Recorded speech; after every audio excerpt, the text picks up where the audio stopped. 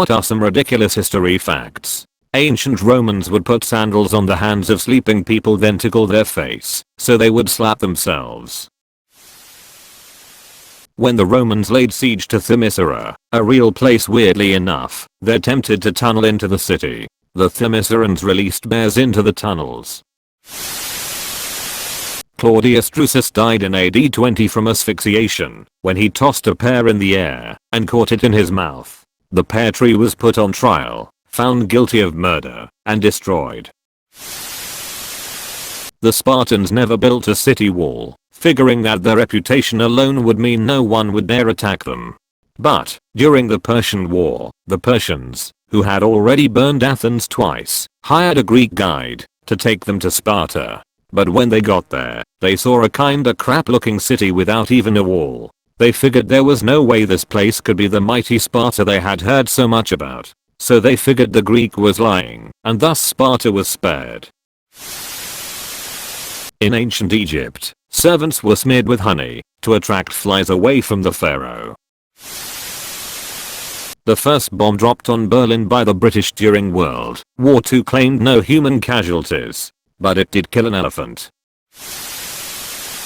The Battle of Bull Run, during the American Civil War, was called the Picnic Battle because so many civilians from Washington went on picnics on the sidelines and watched. But once the battle actually started, and the Union started to get its ass kicked, they all ran away, running over injured soldiers and dead bodies, and generally disrupting the battle. This was actually a relatively common thing during the Civil War. I know it happened at Gettysburg too. At one time there was not only a pope and an anti-pope, but also a counter-anti-pope. A Chinese emperor escaped an assassin by running around a pillar. After 2 hours, the assassin got bored and went home, and wasn't charged for his crimes.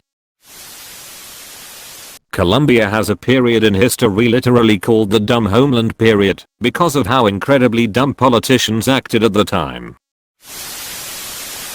When the Netherlands was occupied by the Nazis in 1940, many people fled to Canada, including Princess Juliana of the Netherlands and her husband Prince Bernhard of Lippe-Biesterfeld. Their daughter, Princess Margriet, was born in Ottawa.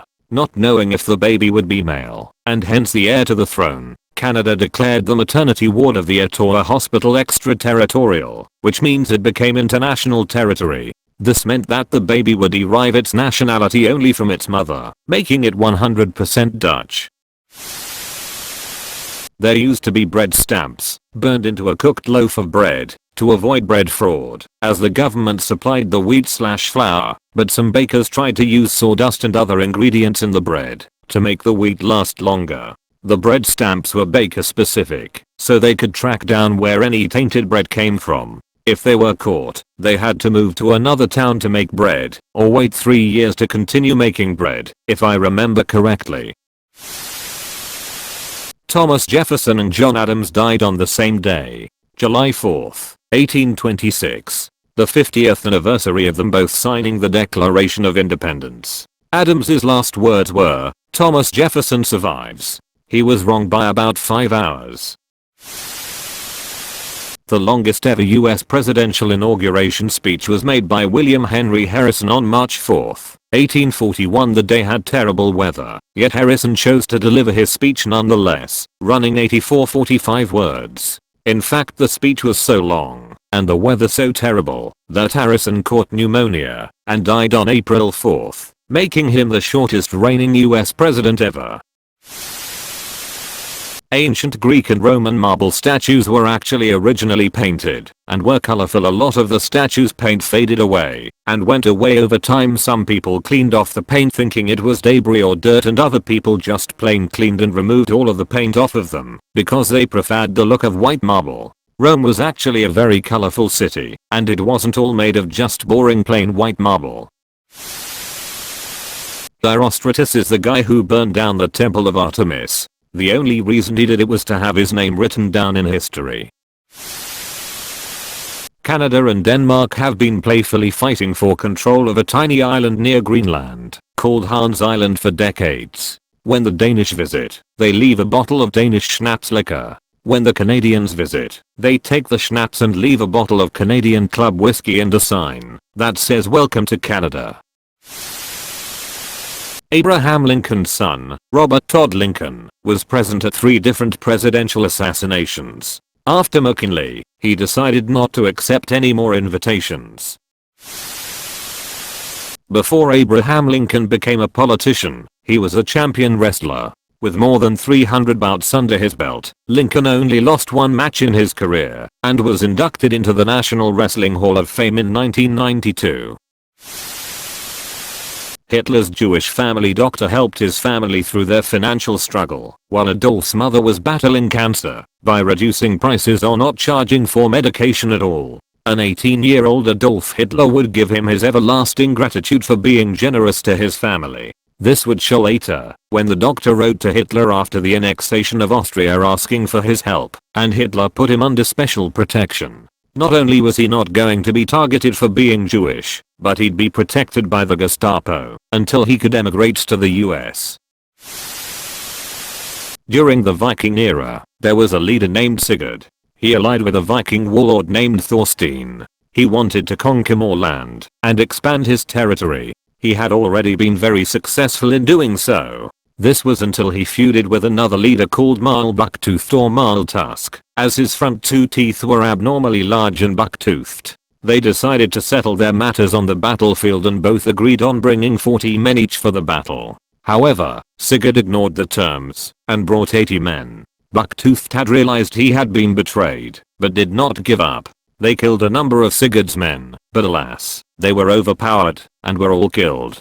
Here's the catch. After the battle, Sigurd ordered his men to behead all the enemies and tie them to their saddles as trophies. However, as Sigurd rode home in victory, the severed head of Bucktoothed pierced his leg, which led to an infection, killing him soon after.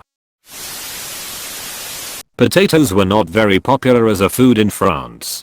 Like they were seen as fit only for animals. Not only that, but they were considered generally not digestible by humans.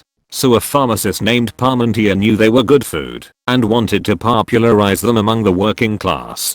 So he got a 2-acre farm to grow potatoes and placed armed guards around it at all times. People assumed armed guards meant something very valuable was growing there, so they began to steal the potatoes. That's how potatoes became popular in France's working class. Pepsi once had the 6th largest military in the world after the price of Russian vodka couldn't cover their deal for Pepsi products. So they traded 17 submarines, a frigate, a cruiser, and a destroyer for a trade deal. Fun fact, the president of PepsiCo at the time told the National Security Advisor, "We are disarming the USSR faster than you are." In the book, The Art of War, I read about a Chinese general whom, after defeating his enemies, invited them all over for dinner. They accepted but were cautious. At the dinner table, the other men were skeptical because they had thought that the general was going to poison them. This was far from the truth. The general actually retired his enemies by giving them a place to stay, riches, and women. They never betrayed him. Make friends with your enemies so that they don't betray you. Pythagoras drowned a student to death because the student proved the existence of irrational numbers which contradicted Pythagoras and his cult's, the Brotherhood, beliefs. One of my favorites is the story of Tommy Fitzpatrick. In 1956 he stole a small plane from New Jersey for a bet and then landed it perfectly on the narrow street in front of the bar he had been drinking at in Manhattan. 2 years later, he did it again after someone didn't believe he had done it the first time. What's also crazy is that the punishment for the first time ended up being only a $100 fine, since the charges were dropped by the owner of the plane, and the second resulted in only 6 months in jail. People were buried alive so often in the 19th century that a safety coffin was invented so the dead would have the ability to alert those above ground if they were still alive. Henry Cavendish, the man who was vital in the discovery of gases and discovered hydrogen. He inherited a ton of money from his uncle and built a special castle, I think. He was incredibly introverted, so it was designed so that he never had to meet or see any of his servants. He communicated with them through notes only. He did, However, appreciate other scientists coming to visit and talk. His works mostly came after his death of course, but I found this guy interesting. In 1714, a Norwegian captain and an English captain had a 14-hour-long ship fight. Afterwards, both ships were badly damaged, and the Norwegian captain was running out of ammo. He sent an envoy to the English ship, asking if he could borrow some of their ammo. They said no.